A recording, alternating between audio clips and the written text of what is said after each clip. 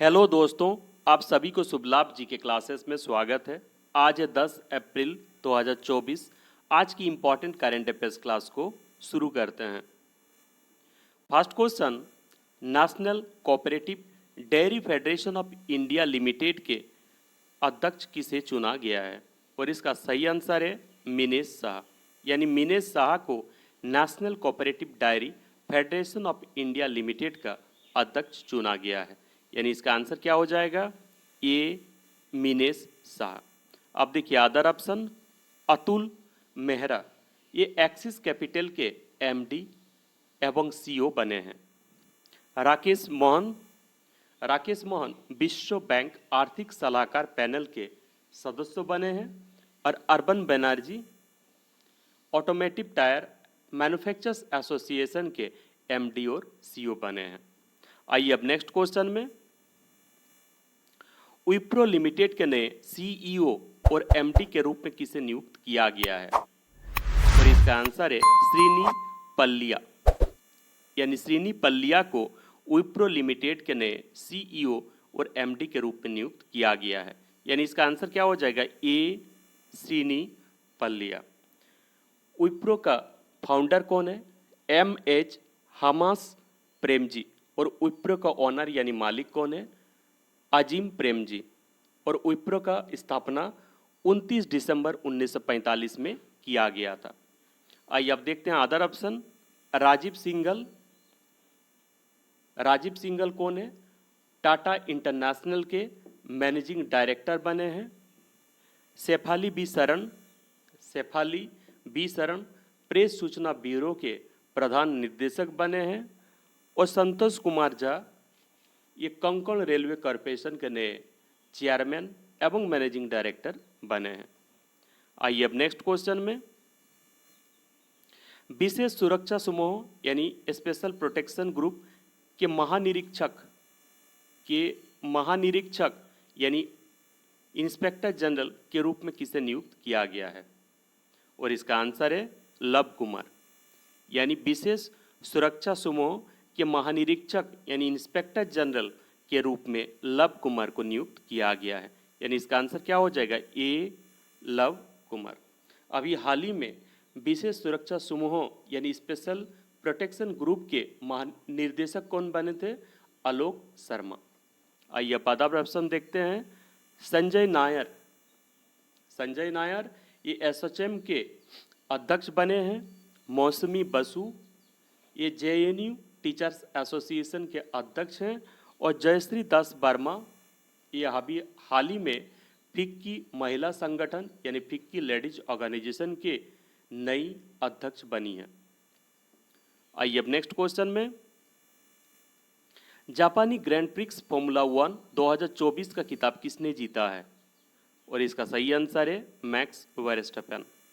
यानी max Verstappen ने जापानी ग्रैंड प्रिक्स फॉर्मूला 1 2024 का खिताब जीते हैं। यानी इसका सही आंसर क्या हो जाएगा? C Max Verstappen. आइए अब नेक्स्ट क्वेश्चन में, टीसीएस वर्ल्ड 10 के बेंगलुरु 2024 के लिए अंतर्राष्ट्रीय इवेंट एम्बेसडर के रूप में किसे नियुक्त किया गया है? और इसका आंसर है वेल्लोरी एडम्स। यानी वेल्लोरी एडम्स को टीसीएस वर्ल्ड 10 के बेंगलुरु 2024 के लिए अंतर्राष्ट्रीय इवेंट एम्बेसडर के रूप में नियुक्त किया गया है। देखिए प्रतिष्ठित शॉटपुट खिलाड़ी और 2 बार ओलंपिक पदक विजेता वेल्लोरी एडम्स को टाटा कंसल्टेंसी सर्विसेज वर्ल्ड 10 के बेंगलुरु के 16वें संस्करण के लिए अंतर्राष्ट्रीय इवेंट एम्बेसडर नामित किया गया है। यानी इसका सही आंसर क्या हो जाएगा? ये वेल्लोरी एडम्स। ये न्यूजीलैंड के नागरिक हैं। अब देखिए माइकल फेल्प्स अमेरिका के हैं और एक तैराक हैं और 2008 के बीजिंग ओलंपिक में 8 स्वर्ण पदक जीतने का रिकॉर्ड है इनके पास। मार्जरी गैस्ट्रिंग ये कौन है? सबसे कम उम्र में ओलंपिक में स्वर्ण पदक विजेता हैं और 13 साल की उम्र में इन्होंने ओलंपिक में स्वर्ण पदक जीता था। और ऑस्कर श्वन ये सबसे अधिक उम्र में ओलंपिक स्वर्ण पदक जीते हैं। ये करीब 72 साल की उम्र में ओलंपिक में स्वर्ण पदक जीते थे। आइए अब नेक्स्ट क्वेश्चन में, किस संगीत वाद्य यंत्रों के लिए महाराष्ट्र के मिराज शहर को जीआई टैग मिला है? और इसका सही आंसर है सितार और तानपुरा। यानी सितार और तानपुरा वाद्य यंत्र के लिए महाराष्ट्र के मिराज शहर को जीआई टैग मिला है। यानी इसका आंसर क्या हो जाएगा? डी, सितार और तानपुरा। आइए अब नेक्स्ट क्वेश्चन में, 2 दिवसीय सागर कवच अभ्यास का आयोजन कहाँ किया जा रहा है? और इसका आंसर है लक्षद्वीप। यानी सागर कवच अभ्यास में भारतीय नौसेना, भारतीय तटरक्षक बल, समुद्री पुलिस, मत्स्य पालन, सीमा शुल्क और अन्य सुरक्षा एजेंसियों सहित सभी समुद्री सुरक्षा एजेंसियों ने भाग लिया है। और इसका आयोजन कहाँ किया जा रहा है? लक्षद्वीप में। यानी इसका आंसर हो जाएगा डी, लक्षद्वीप। आइए अब नेक्स्ट क्वेश्चन में, भारतीय तटरक्षक बल ने कहाँ जलीय केंद्र का उद्घाटन किया है? और इसका आंसर है तमिलनाडु।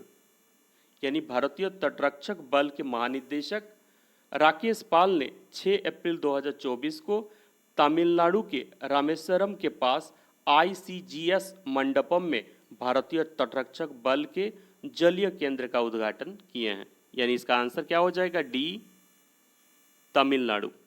आइए अब नेक्स्ट क्वेश्चन में, द आइडिया ऑफ डेमोक्रेसी नामक पुस्तक के लेखक कौन है? और इसका आंसर है सैम पित्रोदा। यानी द आइडिया ऑफ डेमोक्रेसी नामक पुस्तक के लेखक हैं सैम पित्रोदा। यानी इसका आंसर क्या हो जाएगा? ए, सैम पित्रोदा। आइए अब नेक्स्ट क्वेश्चन में,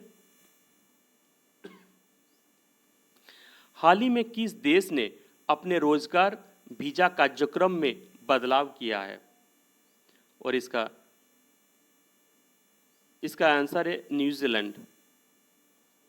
यानी पिछले साल लगभग रिकॉर्ड प्रवासन के बाद न्यूजीलैंड ने अपने वीजा कार्यक्रम में बदलाव किया है। यानी इसका सही आंसर क्या हो जाएगा? D, New Zealand. आइए अब नेक्स्ट क्वेश्चन में, भारत और किस देश के बीच व्यापार समझौतों के लिए 7वें दौर की बातचीत नई दिल्ली में की जा रही है? और इसका आंसर है पेरू।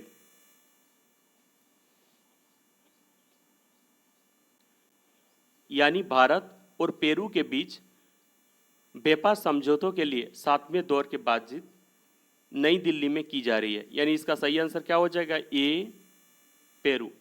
और इस समझौता का उद्देश्य क्या है? वस्तुओं पर सीमा शुल्क को कम या समाप्त करके सेवाओं और व्यापारों को बढ़ावा देकर द्विपक्षीय व्यापार और निवेश को मजबूत करना है। अब देखिए, पेरू का राजधानी कहाँ है? लीमा। पेरू का करेंसी क्या है? Nuevo Sol. ब्राजील और अर्जेंटीना के बाद दक्षिण अमेरिका का तीसरा सबसे बड़ा देश है पेरू। आइए अब नेक्स्ट क्वेश्चन में, भारत द्वारा अधिग्रहण किए जाने वाला दूसरा अंतर्राष्ट्रीय बंदरगाह कौन सा है? और इसका आंसर है सितबे बंदरगाह, म्यांमार।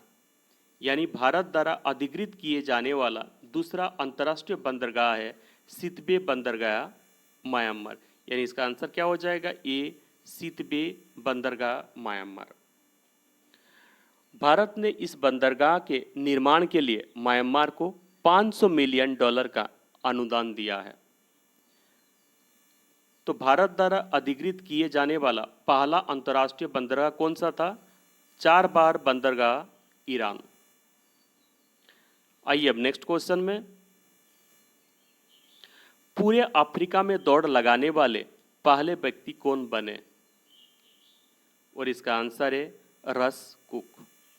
यानी पूरे अफ्रीका में दौड़ लगाने वाले पहले व्यक्ति बने हैं रस कुक। ये ब्रिटिश नागरिक हैं। यानी ब्रिटिश नागरिक रस कुक, जिन्हें हार्डेस्ट गीजर के नाम से जाना जाता है, इन्होंने 10,000 मील से अधिक की दूरी तय करके 16 देशों की यात्रा किए हैं। यानी इसका सही आंसर क्या हो जाएगा? ए रस कुक। आइए अब नेक्स्ट क्वेश्चन में, भारतीय नौसेना हाफ मैराथन 2024 का आयोजन किस शहर में किया जाएगा? और इसका आंसर है नई दिल्ली। यानी भारतीय नौसेना हाफ मैराथन 2024 का आयोजन नई दिल्ली में किया जाएगा। भारतीय नौसेना 6 अक्टूबर 2024 को नई दिल्ली में हाफ मैराथन दौड़ के आयोजन की घोषणा किया है। इस हाफ मैराथन का मुख्य उद्देश्य नागरिक समाज के साथ नौसेना के संबंधों को मजबूत करना।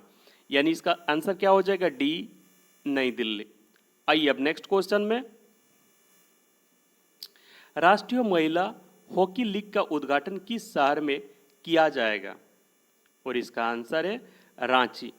यानी राष्ट्रीय महिला हॉकी लीग का उद्घाटन रांची में किया जाएगा। राष्ट्रीय महिला हॉकी लीग का उद्घाटन 30 अप्रैल को रांची में किया जाएगा और इसका आयोजन 30 अप्रैल से 10 मई तक किया जाएगा। यानी इसका आंसर क्या हो जाएगा? डी, रांची। आइए अब नेक्स्ट क्वेश्चन में, 16वें वित्त आयोग के सदस्य के रूप में किसे नियुक्त किया गया है? और इसका आंसर है मनोज पांडा। यानी 16वें वित्त आयोग के सदस्य के रूप में मनोज पांडा का नियुक्ति किया गया है। यानी इसका सही आंसर क्या हो जाएगा? ए, मनोज पांडा। आइए अब नेक्स्ट क्वेश्चन में,